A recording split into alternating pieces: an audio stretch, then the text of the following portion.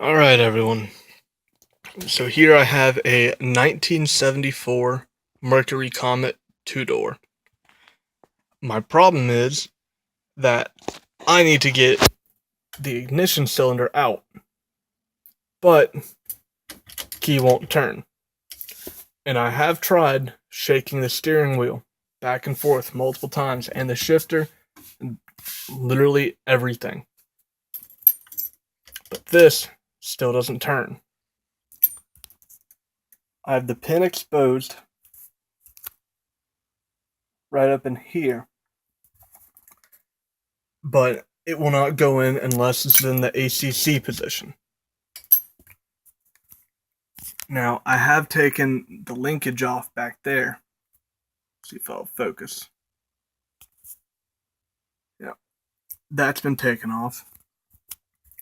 I'm not sure what most of these things do.